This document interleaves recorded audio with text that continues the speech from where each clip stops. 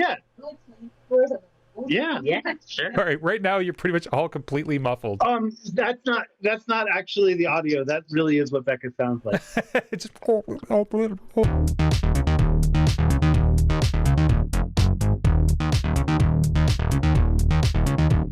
Welcome back, Video Rangers, to another episode of Nothing New, the show where we reminisce and would be remiss to not feel remorse. I'm here today with the notorious influencers and nudists, Jeremy and Jack. How many times have you been kicked off of Instagram between the two of you? I have maybe a few times. Yeah, a couple times. Is that because you were showing people your nips online? Maybe my nips. Yeah, exactly. Yeah. We're on cable, so we can be comfortable to explore our bodies and stuff. If you guys, feel the need to disrobe. No boundaries. No boundaries. We're floating through outer space, and speaking of space, you guys have been in a band that kind of has some space themes to it. I think it might be Bunnies. Do you remember what your MySpace handle was? Oh my gosh. Science Bunnies. I went there today, and there's some stuff on there from Bunnies that I would call rare, exotic Bunnies tracks. Wow. We live in a miracle age where where nothing goes away. Like Bye Bye Goodness Hello side reel. Yep, that's from our first EP that we recorded. Really? What else was on that EP? It had Future Shock on it. I'm sure you remember Future Shock. And Meaning of the Mayans. Monkeys control the robots with their brains. Mm-hmm. Which was a Benny song that became a Bunny song. When did things become Bunnies and not Bennies? Our roommate, she thought that our name was Bunnies. Because we had a folder on our computer, and instead of calling it Bunnies, for some reason somebody typed Bunnies. And so she saw that at some point and just assumed that was our band name. It was like a focus group, but like... It was an unfocused group. We started playing with Matt, who is still our drummer, and it just felt so different. Matt's like a band all of his own. Have you ever just decided to not go to a show and just send Matt to do it? He's done some shows where he's done drums by himself. He's just been drums? Yeah, really? Yeah. Oh, did I lose you guys?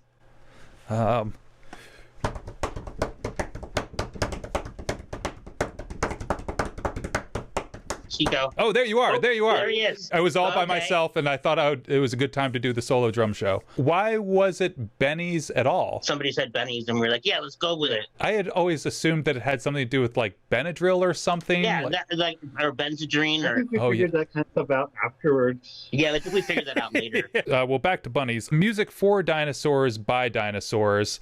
The first Bunnies album released second? Yes. Yeah.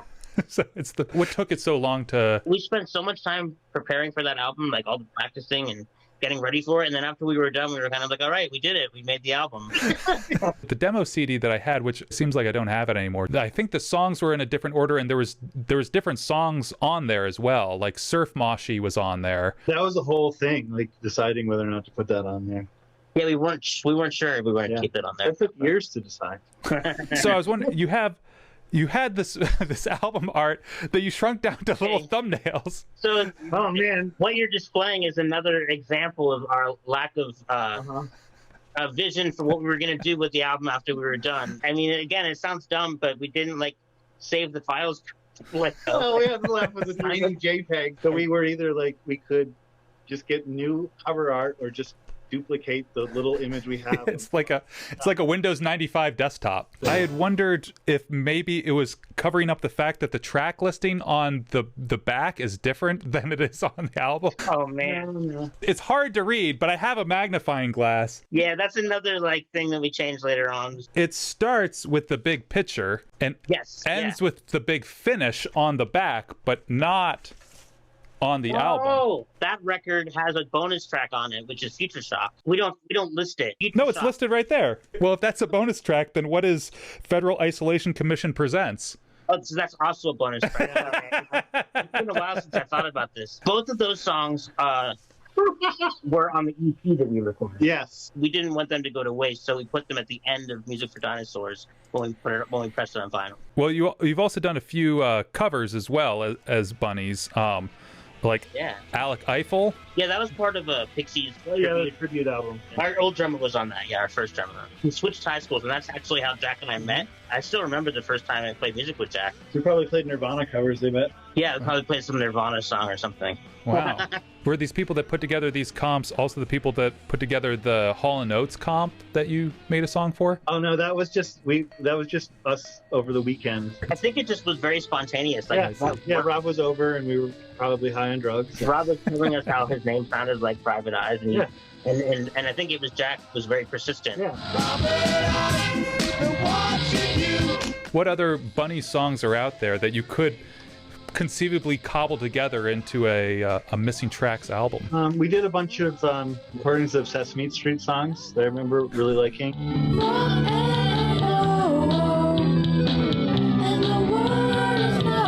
Covered a Klaus Nomi song. Yeah, we covered Klaus Nomi. Which song? Total Eclipse Right. Just Total Good Eclipse. song.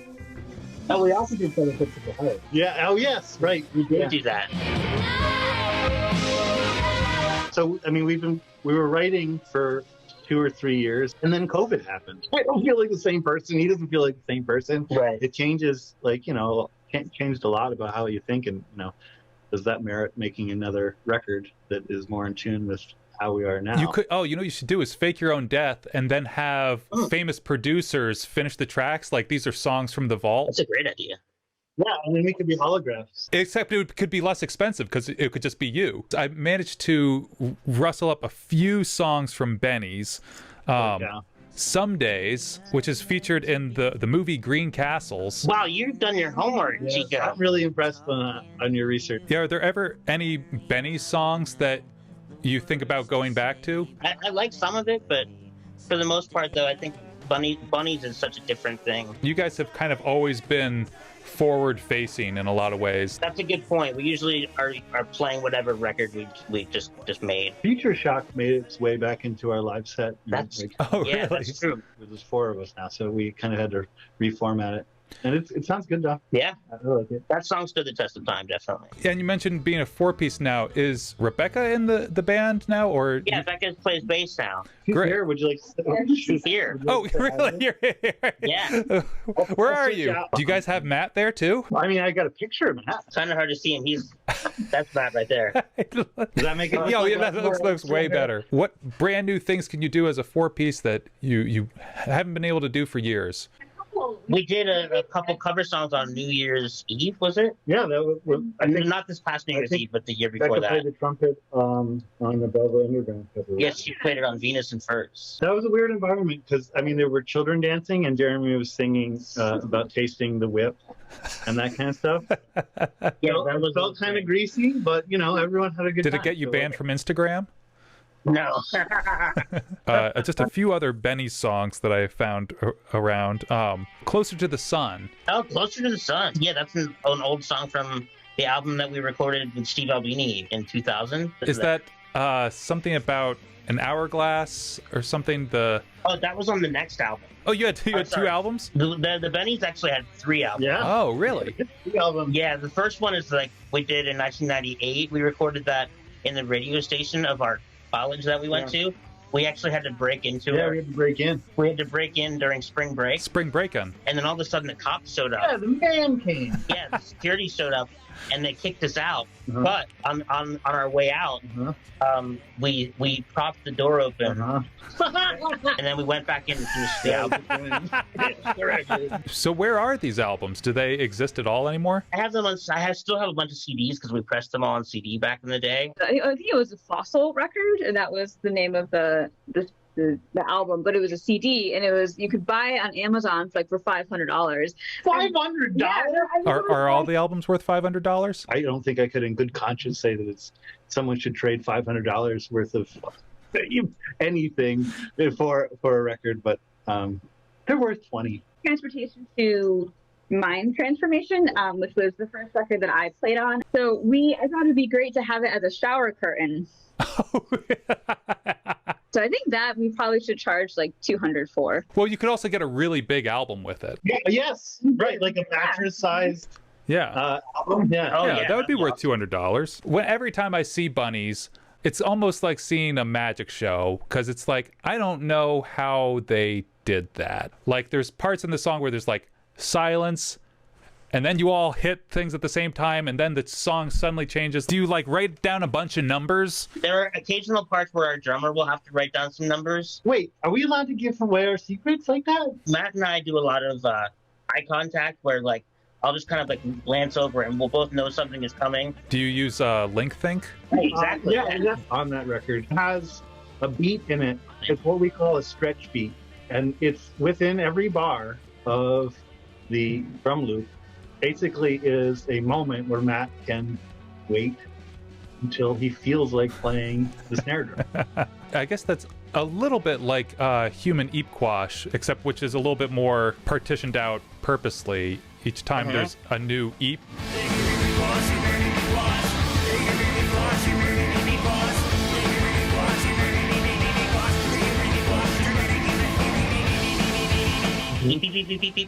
Yeah. We were watching CNN and the closed captioning just said human eepquash. Really? Yeah, what is the perspective you take when you're writing lyrics for Bunnies? Well, there are stories being told by other people. Like, they're not really even us. Like the Big Finish is from the perspective of a civilization that has already gone through an apocalypse, and so they're singing to us to help us get through our own apocalypse. You'll get through it. For it. It'll work. And I mean, that's what makes science fiction often such a great literary tool, right? It's about how people, human beings, react to the unknown. Like Do. Oh, yes. I see as kind of the big story Bunnies album. As I pressed the tip of the lever with the tip of my finger, I did it. It moved.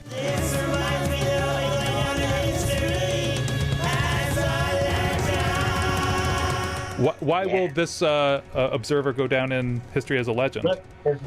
He moved the sun. He moved the sun. He basically destroyed everything by moving the sun. Well, he kind of thought that it'd be best for everybody. I mean, I don't think he was trying to destroy anything. Yeah, he wasn't trying to destroy everything. He was trying to help people because he thought the sun was too bright. Right. So he thought that moving it to a different position in the sky might help, but it didn't help. He had good intentions. He's a do-gooder. Every song on there is about doing. So we really broke it down into like the different aspects of doing your basic stuff. Like this one is like, should you do it?